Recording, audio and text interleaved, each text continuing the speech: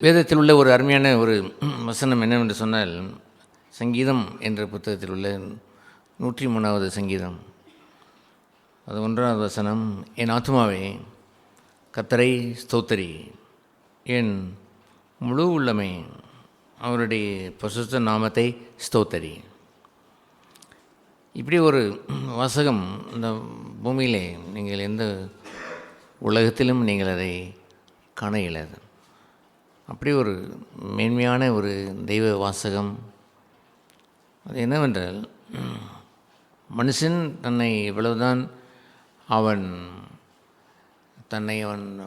அவனை எக்ஸ்ரே எடுத்தாலோ, அதாவது இங்கே கூறப்பட்ட என் முழு உள்ளமே என்று சொல்வது all that is within me, எனக்குள் இருக்கிற என் முழுவதும் என்று சொல்வதை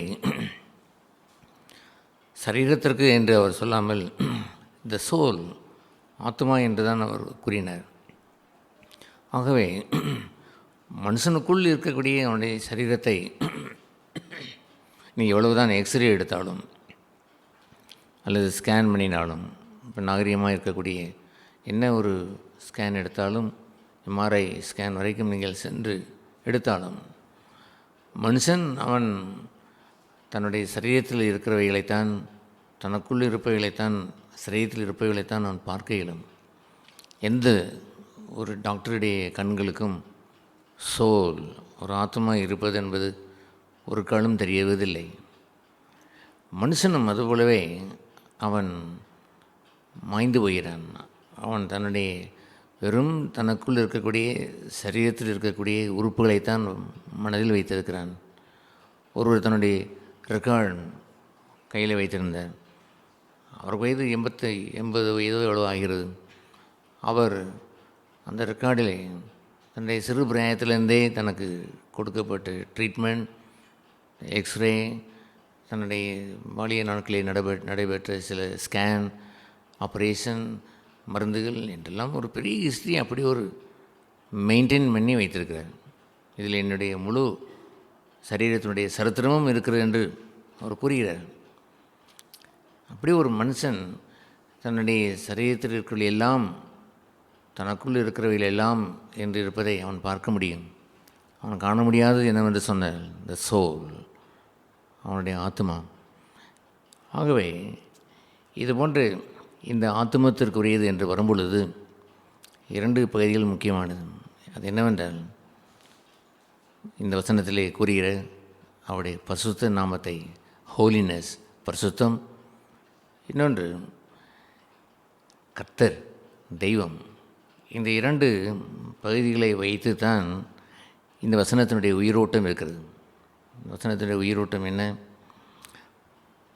மனுஷன் தன்னுடைய வாழ்க்கையிலே என்றவன் தன் ஆத்மாவை அவன் காண்கிறானோ, அந்த கண்ட மாத்திரத்திலே அவன் தன்னுடைய நிலையை அவன் உணர்கிறான். பாவம் செய்கிற ஆத்மா சாகும் என்று எழுதியிருக்கிறது. அதுபோன்ற ஒரு டெத், தன் ஆத்மாவிலே மரணம் சம்பவித்திருக்கிறது என்பதை அவன் காண வேண்டும். இவ்விதமாய் நீங்கள் சரீரத்திலே மரித்து விட்டீர்கள் என்று சொன்னால், உங்களுக்குள்ளே இருக்கிற ஆத்மாவையும் காண்பதற்குரிய வாய்ப்பு இழந்து போவீர்கள். ஆகவேதான் இயேசு பெருமான் சொன்னார், மனுஷனே, நீ உயிரோடு இருக்கும் பொழுது, இன்று இரவு நீ மரித்து விட்டாய் என்று சொன்னால் உன் ஆத்மாவை குறித்து ஒன்றும் செய்ய இயலாது. நீ உயிரோடு இருக்கும் பொழுதே உன் ஆத்மாவை நீ விசாரிக்க வேண்டும், பார்க்க வேண்டும் என்று அவர் சொன்னார். மனுஷனும் அவனுடைய கையில் ரிப்போர்ட்டை, தன்னுடைய 80 வயதிலே கூட தன்னுடைய மெடிக்கல் ரிப்போர்ட்டை வைத்து, எனக்குள் இருக்கிற, இங்கே வாசித்ததை போல், என் ஆத்மாவே கர்த்தரை ஸ்தோத்திரி, என் முழு உள்ளமே என்று சொல்வது all that is within me, எனக்குள் இருக்கிறது என்று சொல்வது த சோல், என் ஆத்மாவைத்தான் அவர் சொன்னார். சரீரத்திலே அவன் எல்லாம் அவன் எக்ஸ்ரே எடுத்தது முதற்கொண்டு, அவன் ஸ்கேன் வைத்தது முதற்கொண்டு, அவன் எல்லாம் அவன் வைத்திருந்தாலும் அவனுடைய உறுப்புகளை குறித்ததெல்லாம் உள்ள ஒரு ரிப்போர்ட்டை அவன் வைத்திருக்கிறான். அதுபோன்று ஒரு நிலையில் இருக்கக்கூடிய மனுஷன் அவன் செத்து போய்விட்டான் என்று சொன்னால் ஆத்மாவை அவன் காண இயலாது. எனவே தான் இயேசு பெருமான் கூறினார், மனுஷனே, இன்று இரவு நீ மரித்து போய்விட்டால் உன் ஆத்மாவுக்கு கதி என்ன என்று அவர் கேட்டார். உயிரோடு இருக்கக்கூடிய நாளில்தான் மனுஷன் தனக்குள் இருக்கக்கூடிய ஆத்மாவை விசாரித்திட முடியும். ஆகவே இந்த வேதம், இந்த முதல் வசனம், இந்த 103ஆம் சங்கீதம் முதல் வசனம் கூறுகின்ற பகுதியானது எவ்வளவு முக்கியமான பகுதி என்று பாருங்கள். ஒரு மனுஷன் கண்டுபிடித்து விட்டான். என்ன கண்டுபிடித்து விட்டான்? என் ஆத்மாவே என்று அவன் கூறுகிறான். அப்படி ஒரு கண்டுபிடிப்பு வேண்டுமையா? நீங்கள் இந்த பூமியிலே இயேசுபெருமான் சொன்னதே போல் உலகத்தையே நீ சம்பாதித்து வைத்து கொண்டாலும் ஆத்மாவை நீங்கள் காணவில்லை என்று சொன்னால், இந்த இரவு நீ மரித்து போய்விட்டது என்று சொன்னான், உன்னுடைய ஆத்மா அழிந்து போய்விடும் என்று கூறினார். அது ஏன் ஆத்மாவிற்குரிய முக்கியத்துவம் என்று கூறினால், ஆத்மா என்று கூறுவது ஆத்மத்திற்கு உரிய தெய்வம் மறைந்திருப்பதை போலவே இந்த ஆத்மாவும் ஒருவன் விசாரியாவிட்டால் அது மறைந்துதான் இருக்கும். அவன் தன்னை தேடி தன் ஆத்மாவை அவன் விசாரித்து தன் ஆத்மாவிலே மரணம் இருக்கிறது என்பதை காண முடியும். சரீர மரணத்தை அடைந்தவனுக்கு எதையும் காண இயலாது. ஆனால் உயிரோடு இருக்கும் பொழுது என் ஆத்மா செத்து போய் கிடக்கிறது, அதில் ஜீவன் இல்லை என்பதை ஒரு மனுஷன் கண்டுபிடித்து விட முடியும். இயேசுபெருமான் அப்படி அவர் குறிப்பிட்டு கூறினார், உன் ஆத்மாவிலே ஜீவன் இல்லை என்று கூறினார், உயிர் இல்லை என்று கூறினார். ஆகவே ஒரு மனுஷன் தன் ஆத்மாவை ஜீவன் உடையதாய் மாற்ற வேண்டுமென்றால் 2 பகுதி வேண்டும். ஒன்று பரிசுத்தம், இரண்டாவது தெய்வம். அல்லது பாவம் என்ற ஒரு வாழ்க்கையை மனுஷன் வாழ்கின்றதான் என்று சொல்கிறதை விட அவன் ஒரு பாவியாய் இருப்பதே அவனுடைய வாழ்க்கையிலே அவனுடைய மரணம், ஆத்மத்திற்கு மரணம் உண்டாகிவிட்டது. எனவே பரிசுத்தம் என்று சொல்கிற ஒரு பகுதியானது அவனுக்கு விளங்குவதில்லை. சில நற்குணங்கள் என்று அவன் தெரிந்து வைத்திருப்பான். இந்த பூமியில் இருக்கக்கூடிய எந்த நற்குணமும் நிலையான நற்குணம் என்று இருப்பதே இல்லை. கொஞ்சம் நான் பொறுத்தேன் என்று சொல்லுவான், அவ்வளவுதான். இனிமேல் என்னால் பொறுக்க முடியாது என்று சொல்லுவான். மனுஷ நற்குணம் முழுவதுமே ஒரு மிருகத்திற்குரிய ஒரு குணாதிசயத்தை போலதான். மிருகங்கள் கூட சேர்ந்திருப்பதை போல் தோன்றினாலும் திடீரென்ற வகையில் ஒன்றுக்கொன்று முரணாய் அதை சண்டை போட்டுக்கொள்ளும். அதுபோன்ற நற்குணம் என்று சொல்வதை மனுஷன் அறியான். பரிசுத்தம் என்று சொல்வது அவனுக்கு தெரியாது. பாவம் என்ற அந்த வாழ்க்கை தான் அவனுடைய ஆத்மாவிலே பிணியாய் இருக்கிறது என்பதை அவன் கண்டுகொள்ள வேண்டும். பாவம் செய்கிற ஆத்மா சாகும் என்று வேதம் கூறுகிறது. இவ்விதமாய் தான் உயிரோடு வாழ்ந்தாலும் செல்வத்தோடு வாழ்ந்தாலும் தனக்குண்டான எல்லாவற்றையும் இவன் சரீரத்தில் அறிந்திருந்தாலும் தன்னை ஆத்மாவில் ஜீவன் இல்லை என்பதை அவன் கண்டுகொள்ள முடியும். அவ்விதமாய் துவங்குகிற ஒரு வாழ்க்கையில்தான் அவன் கண்டது என்னவென்று சொன்னால், அங்கே பாவம் இருக்கிறது, அசுத்தம் இருக்கிறது, காம விகாரம் இருக்கிறது, பொய் இருக்கிறது, களவு இருக்கிறது. அவனுடைய ஜீவியத்திலே சகல விதமான கசப்பும் சகல விதமான போட்டியும் பொறாமையும் பண ஆசையும், இந்த உலகத்திலேயே நான் இன்னும் ஒரு 500 ஆண்டுகள் வாழலாம் போல் என்று எண்ணிக்கொண்டு அவன் வாழுகின்ற அனித்தியமும் மாயையும் அவனுடைய ஆத்மாவிலே நிறைந்து இருக்கிறது. ஆகையினால்தான் வேதம் குறிப்பிடுகிறபடி ஒரு ஆத்மாவை அவன் விசாரிக்கும் பொழுது அவன் அதில் இருக்கக்கூடிய உயிரற்ற தன்மையை அவன் பார்க்கும் பொழுது அவன் விரும்புவதெல்லாம், தெய்வமே என்னை உயிர்ப்பியும் என்று அவன் கேட்கிறான். எனவே இறைவன் வருகிறார். இந்த 3 பகுதி தான். ஒன்று ஆத்மா, இன்னொன்று பரிசுத்தம், இன்னொன்று தெய்வம். என் ஆத்மாவை கர்த்தரை ஸ்தோத்திரி, என் முழு உள்ளமை எனக்குள் இருக்கும் யாவுமே அவருடைய பரிசுத்த நாமத்தை ஸ்தோத்திரி. பரிசுத்தம், இந்த 3 பகுதிகளை வைத்துத்தான் ஒரு ஆத்மாவிற்கு ஜீவன் உண்டு. இதை கேட்கின்ற அன்பான சகோதர சகோதரிகளே, நீங்கள் என்றைக்காவது உங்களுடைய ஆத்மாவை பார்த்ததுண்டா? உயிரோடு இருக்கும் பொழுது பார்த்து விடலாம். உங்களுடைய ஆத்மாவிலே ஒரு ஜீவனும் இல்லை. வெளியே நீங்கள் எவ்வளவுதான் சரீரத்தில் டாக்டர் ரெக்கார்டை வைத்து எல்லாம் உங்களுக்குள்ளே எல்லாம் அறிந்திருந்தாலும் உங்களுக்குள் இருக்கக்கூடியதை நீங்கள் ஏன் பார்க்கவில்லை? அங்கே மரணம் சம்பவித்திருக்கிறது. உங்களுடைய ஆத்மாவில் நிம்மதி இல்லை, உங்களுடைய ஆத்மாவில் சமாதானம் இல்லை, பரிசுத்தம் இல்லை. பரிசுத்தம் இல்லாதபடினால் பாவம் இருக்கிற இடத்துல மரணமும் சம்பவிக்கிறது. மரணம் என்று சொன்னால் அங்கே உயிரற்ற தன்மை, பரிசுத்தத்திற்கு உயிரில்லை. அங்கே சமாதானம், தெய்வ சமாதானம், தெய்வ மகிழ்ச்சிக்கு அங்கே உயிரில்லை. நீ என்னதான் இருந்தாலும் ஒரு உள்ளத்திலே வேதனை, இனம் தெரியாத ஒரு கவலை. எந்த மனுஷனும் அதுபோன்ற உயிரற்ற தன்மைக்கு அவன் தப்பான். அவனுடைய ஆன்மாவிலே ஜீவன் இல்லை என்று சொன்னான். அவன் கோடி கோடி சம்பாதித்திருந்தாலும் ஒருபோதும் ஜீவன் இல்லை. அவன் ஆத்மாவிலே நிம்மதி இல்லை. நிம்மதி என்று சொல்வது ஆத்மாவில், உங்கள் உள்ளே இருக்கக்கூடிய ஆத்மாவில் தங்கியிருக்க வேண்டும் ஐயா. அந்த ஆத்மா பிழைத்திருந்தால் அந்த ஆத்மாவிலே தெய்வம் பாவத்தை அகற்றி அங்கே அவர் பரிசுத்தம் என்ற ஒன்றை வைத்திருந்தால் அப்பொழுதுதான் உங்களுடைய வாழ்க்கையிலே பரிசுத்தம் உண்டாகும், தெய்வம் அங்கே வாசமாக இருப்பார், நிம்மதி உண்டாகும், மகிழ்ச்சி உண்டாகும், சமாதானம் உண்டாகும்.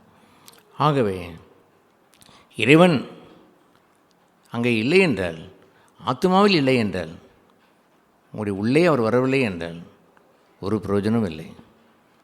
அதை அவர் கீழே அவர் சொல்லுவார், என் ஆத்மாவே கர்த்தரை ஸ்தோத்திரி, அவர் செய்த சகல உபகாரங்களையும் மறவாதே என்று அவர் கூறுவார். அவர் உன் அக்கிரமங்களெல்லாம் மன்னித்து உன் நோய்களை எல்லாம் அவர் குணமாக்கி என்று கூறுவார்.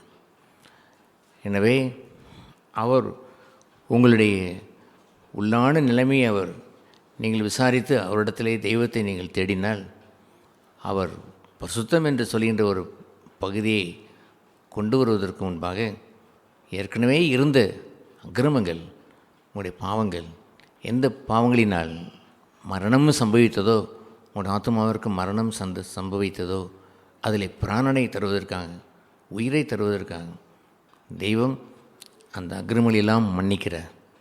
அந்த அற்புதமான ஒரு செயல் இருக்கிறதே, அதற்கு ஒப்பானது வேறு எதுவுமே இல்லை. எத்தனையோ ஞானிகள் மனுஷனுடைய ஆத்மாவில் ஒட்டியிருக்கிற அழுக்கு என்பதை கொஞ்சம் விளங்கி கொண்டு அதை எங்கே அவன் தொலைக்கலாம் என்றவன் முயற்சிக்கவும் செய்கிறான். ஆனால் அவனுடைய முயற்சி வெளியே உள்ள முயற்சியை போல்தான் அவன் செய்ய தொடங்குகிறான். எங்கேயாவது புனித ஸ்தலத்திற்கு போகலாமா, அங்கே இருக்கக்கூடிய கடலில் மூழ்கிவிட்டால் பாவங்கள் கழுவப்பட்டு விடுமா, கரைகள் போகுமா என்று பார்க்கிறான். மனுஷன் எந்த முயற்சியை கடைகோடி இந்த பூமியின் கடையாந்திரம் மட்டும் சென்றாலும் தன் பாவங்களை அவன் தானாகவே கழுவ இயலாது. எனவே தெய்வம் ஒரு வழியை, ரட்சிப்பின் வழியை வைத்திருக்கிறார். மனுஷனை தேடி வந்து மனுஷனுக்கு அவர் தர வந்த அந்த ரட்சிப்பின் வழி என்னவென்று சொன்னால் அந்த ஆத்மா பிழைத்திருக்க வேண்டும் என்பதற்காகவே பாவ மன்னிப்பை தருவதற்கு இயேசுநாதர் இந்த பூமியிலே மனுஷனாய் வந்து அவதரித்து, ஒரு மனிதனைப் போல் அவதரித்து, மானிடனுடைய பாவங்களை தானே அவர் சுமந்தார் என்றும், அந்த தண்டனையை ஏற்றுக்கொண்டு அந்த பாவத்தின் சம்பளம் மரணம், அவருடைய ஆத்மா செத்து கிடக்கிறதே, அந்த சாவை தானே அவர் பரிகாரமாய் அதை செலுத்தி, அந்த கூலியை அவர் செலுத்தி மரணமடைந்தார். அந்த மரணம் எதற்கு என்று சொன்னால் நம்முடைய ஆத்மாவில் மரணத்தை மாற்றி ஜீவனை கொடுப்பதற்குத்தான். அந்த ஆத்மாவில் மரணம் என்னவென்று சொன்னால் பாவத்தை மன்னிக்கிற அந்த புண்ணியத்தை இயேசு பெருமான் தன்னுடைய மரணத்தினால் அவர் தந்தார். அவருடைய இரத்தத்தினாலே பாவங்கள் கழுவப்பட முடியும் என்று வேதம் கூறுகிறது.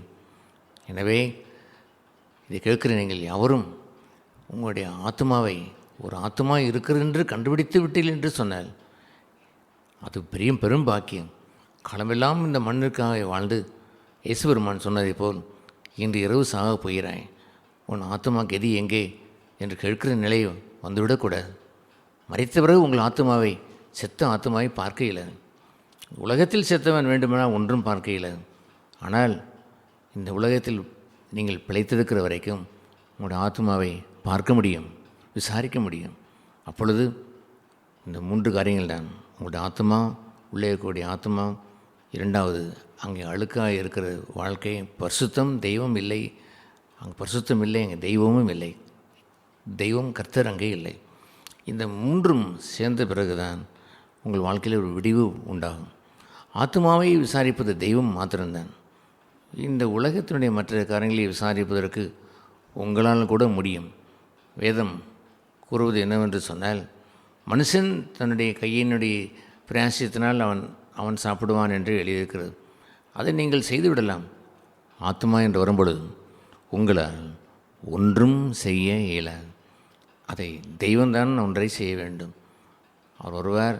அந்த தெய்வம், இந்த பூமியிலே நம்மை தேடி வந்த தெய்வம், உங்கள் ஆத்மாவிலே பிடித்திருக்கிற அந்த பிணியை, அந்த மரணம் என்ற பிணியை, ஆத்மாவிலே உயிரற்ற தன்மையை மாற்றி உயிரை கொடுப்பதற்காக தன் உயிர் கொடுத்தார்.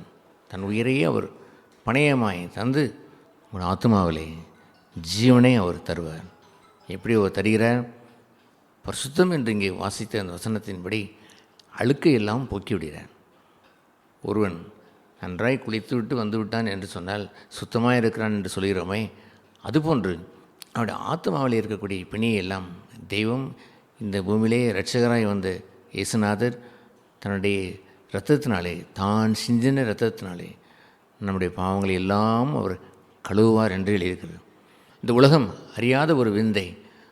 எத்தனையோ மைல் கணக்கில் அவன் சென்று, எத்தனையோ ஆயிரக்கணக்கான மைல் கூட அவன் சென்று, அவன் புனித யாத்திரை என்று அவன் சென்று தன்னுடைய பாவங்கள் அழுக்கை கழுவலாம் என்று அவன் விரும்புகிறான். அவனால் முடிவதில்லை. கழுவினோம் என்று ஒரு மகிழ்ச்சியை உள்ளத்தில் வைப்பதே போல் வைத்து கொள்கிறான். அங்கு ஒன்றும் மகிழ்ச்சி தங்குவதே இல்லை. அது ஏனென்றால் ஆத்துமாவில் உள்ள கரையை, பாவக்கரையை போக்குவதற்கு இந்த உலகில் வேறு எந்த ஏதுகரமும் இல்லை.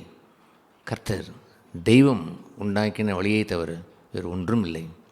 ஆகவே தான் அவர் அங்கே அவர் கூறும்பொழுது 3ஆம் வசனத்திலே அவர் உன் அக்கிரமங்களை எல்லாம் மன்னித்து என்று கூறுவார்.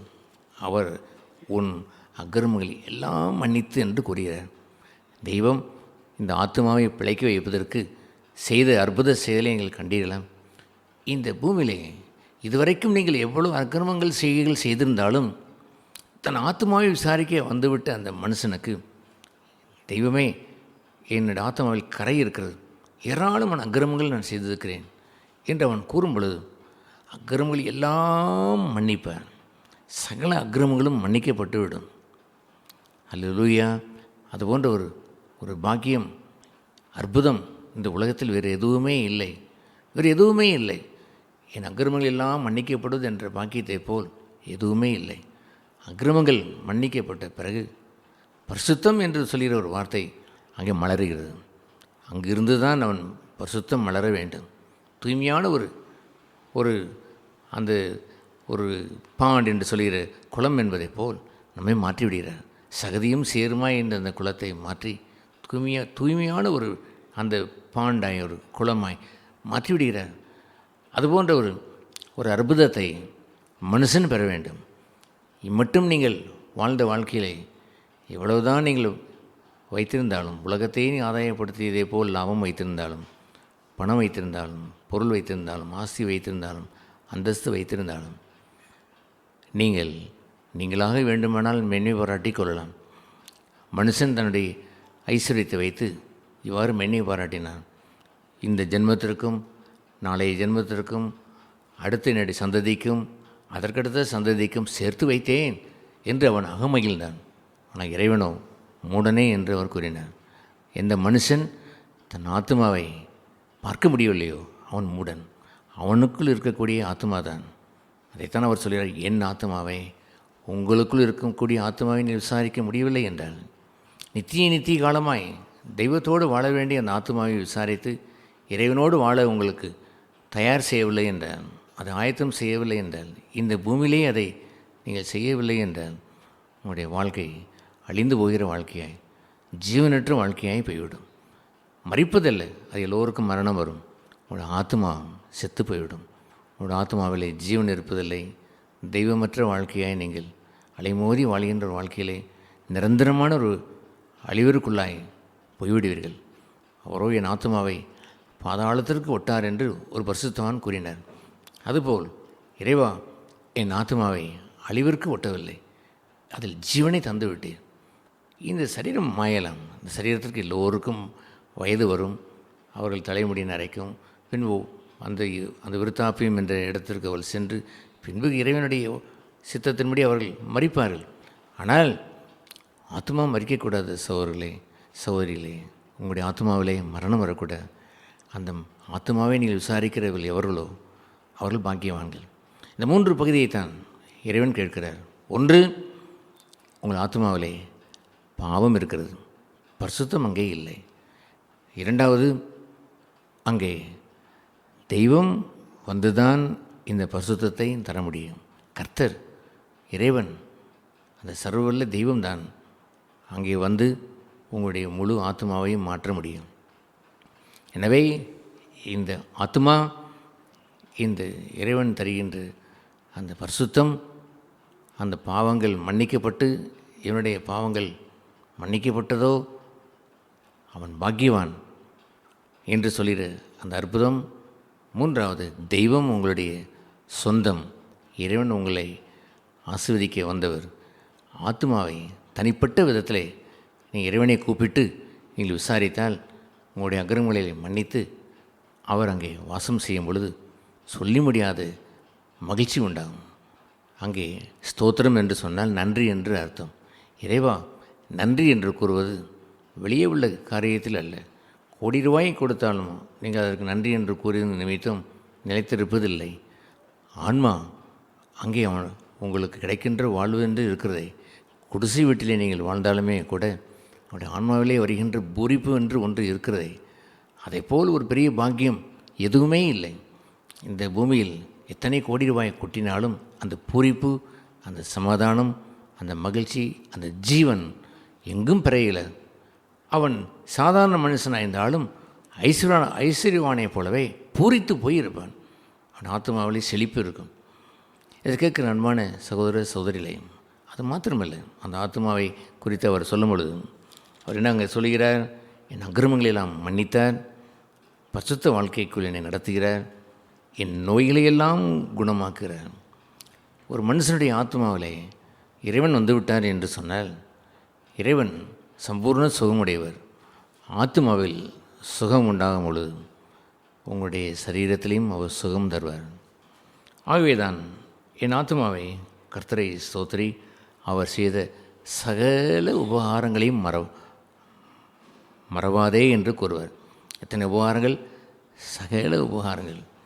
மனுஷன் தன் ஆத்மாவிலே பிழைத்து விட்டால், அவன் ரட்சிக்கப்பட்டு விட்டால், இறைவனின் பிள்ளையாய் மாறிவிட்டால், அவன் அக்கிரமங்கள் எல்லாம் மன்னிக்கப்பட்டு விட்டால், புதிதான பரிசுத்த வாழ்க்கையை தன் ஆத்மத்திற்கு அவன் உயிராய ஜீவனை அவன் தந்து விட்டால், இறைவன் அங்கே வாசம் செய்து விட்டால், அவனுடைய வாழ்க்கையிலே சகல அக்கிரமங்களை மாத்திரமல்ல, என் அக்கிரமங்களை எல்லாம் மன்னித்தார் என்பது மாத்திரமல்ல, என்னுடைய நோய்களை எல்லாம் சுகமாக்கி விடுவார். தெய்வம் வாசம் செய்து அங்கே ஒருவன் நோய் பிணி கொண்டு மரிப்பான் என்பது இல்லை. இயேசு பெருமான் அந்த இரண்டையும் சேர்த்தே தான் அவர் கூறினார். அவர் சொன்னார், ஒரு திமிர்வாதக்காரனை சுகப்படுத்திய பொழுது உன்னுடைய பாவங்கள் மன்னிக்கப்பட்டது. அதே போலவே அவர் சொன்னார், படுக்கையை எடுத்துக்கொண்டு நடக்கும்படி செய்து திமிர்வாதக்காரனை நடக்கும்படி செய்து வைத்து விட்டார். ஆனால் அவர் குறிப்பிட்டு கூறியது என்னவென்று சொன்னால், மானிடர்களே கேளுங்கள், இந்த மனுஷனுடைய சரீரத்தை நடக்க வைப்பது பெரிதான ஒரு காரியம் இல்லை, அதில் ஒன்றும் மேன்மை பெரிதென்று இல்லை. அவருடைய அக்கிரமங்கள் மன்னிக்கப்பட்டது பாருங்கள், அதை தருவதற்கு தான் தெய்வம் இந்த பூமியிலே இறங்கி வந்தார் என்று குறிப்பிட்டார். எனவே தன் ஆத்மாவை விசாரிப்பவன் ஞானமுள்ளவன். அதன் மூலமாக அவன் அடைகின்ற பங்கு என்னவென்றால், அவர் செய்த சகல நன்மை என்று சொல்கின்ற அனைத்தையும் ருசிப்பான். தெய்வம் அவனை ஆஸ்வதிப்பார். குறிப்பாய் நோயில்லாத வாழ்க்கையை அவனுக்கு தருவார். ஒரு மனுஷனுடைய வாழ்க்கையில் உள்ள ஒரு இன்பம் என்னவென்றால், நோயற்ற வாழ்க்கை தான் இன்பம். நோயில்லாத வாழ்க்கையை அவன் எங்கிருந்து பெற முடியும்? சும்மா கேட்டு ஒரு ஜெபத்தினாலேயோ ஒரு வேண்டுதல்னாலேயோ அவன் பெற்றுவிட்டு போவதில்லை. இறைவன் தருகின்ற ஆத்ம சுகம், அந்த ஆத்ம சுகத்திலிருந்து தான் அவனுக்கு இந்த சகல நன்மைகளும் கிடைக்கிறது, அடுத்த நன்மைகளும் கிடைக்கிறது. தொடர்ந்த வாழ்க்கையிலே அந்த அதிகாரத்தில் எத்தனையோ நன்மைகளை அவர் சேர்த்தும் எழுதுவார். ஏராளமான நன்மைகள் என்று சங்கீதம் 23 வாசிக்கிறோம். நன்மையும் கிருபையும் அவன் வாழ்க்கையிலே தொடர்ந்து கொண்டே வரும். அது ஏனென்றால் கர்த்தர் அவனோட வாழ்க்கையிலே தங்கியிருக்கிறார், அவன் ஆத்மா பிழைத்திருக்கிறது. இதை கேட்கும் அன்பான சகோதரிகளே, இது போன்ற ஒரு அற்புதம் ஆச்சரியம் இல்லையா? நீங்கள் எல்லோரும் இப்படி சேர்ந்து நீங்கள் பாடினால், என் ஆத்மாவே என்று உங்கள் ஆத்மாவை சொல்லி கூப்பிட வேண்டும். கர்த்தரை ஸ்தோத்திரி, நன்றி உள்ளவனாய் இரு, என் முழு உள்ளமை, எனக்குள் இருக்கக்கூடிய அனைத்துமே, all that is within me, எனக்கு உள் என் ஆத்மாவுக்குள் இருப்பவைகளே. முன்பு என் ஆத்மாவுக்குள் அக்கிரமம் இருந்தது, அதையெல்லாம் அவர் நீக்கிவிட்டார். ஆகையினால் என் முழு உள்ளமே இப்பொழுது அவருடைய பரிசுத்த நாமத்தை ஸ்தோத்தரி என்று பாடுவதே போல் மகிழ்ச்சி வேறு ஒன்றும் இல்லை. உண்மையான ஒரு கிறிஸ்தவன் என்று ஒருவன் இருப்பான் என்றால் இந்த மகிழ்ச்சியை விட வேறொன்று வந்து அவனுக்கு துக்கம் தந்துவிட இயலாது. இந்த மகிழ்ச்சியை காட்டிலும் ஏதோ ஒன்றின் வெளியிலே நடந்து மனமடிவு அடைந்து விட்டான் என்று வருவது இல்லை. ஏதோ ஒரு நஷ்டம் உண்டாகி தோண்டு போய்விட்டான் என்று வருவதில்லை. ஏனென்றால் ஒரு உத்தமமான ஒரு கிறிஸ்தவனிடத்திலே இதுபோன்று தன் ஆத்மாவை விசாரித்து யாராயிருந்தாலும் அவர்களிடத்திலே இந்த அற்புதமான பாடல் இருக்கும். என் ஆத்மாவை கர்த்தரை ஸ்தோத்திரி, என் முழு உள்ளமை, all that is within me, எனக்குள் இருப்பவையிலே.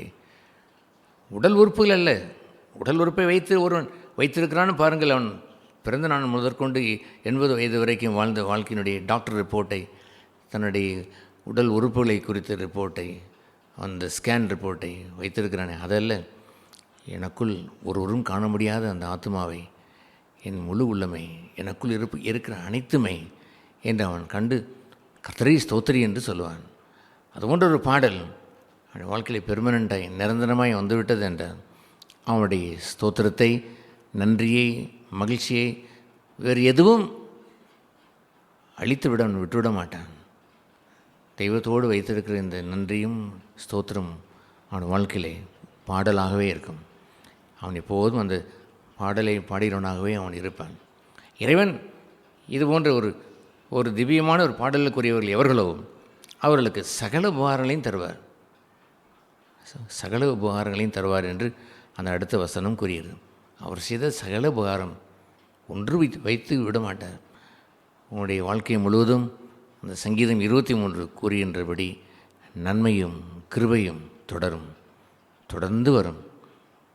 இது போன்ற ஒரு பாக்கியத்தை நம்ம எல்லோரும் பெற்றுவிட்டோம் என்று சொன்னால், கொடிய காலமாகி உலகமெங்கும் பாதிக்கப்பட்டிருக்கிற இந்த கொரோனா காலத்திலே மகிழ்ச்சி இழக்காத வாழ்க்கை ஒன்று உண்டு என்பதை நீங்கள் உள்ளே புகுந்து விட்டால், உங்களுடைய ஆத்துமத்திலே ஜீவன் பெற்றுவிட்டால், இயேசுநாதர் வழங்கும் இந்த அற்புதமான அக்கிரமங்கள் மன்னிக்கப்பட்டு உங்களுடைய ஆத்துமாவிலே பரிசுத்தம் உண்டாகி இறைவன் அங்கே வாசம் செய்து விட்டால் சகல நன்மைகளும் நிச்சயமாய் உண்டாகும், சகல நன்மைகளும் உண்டாகி பெருகும்.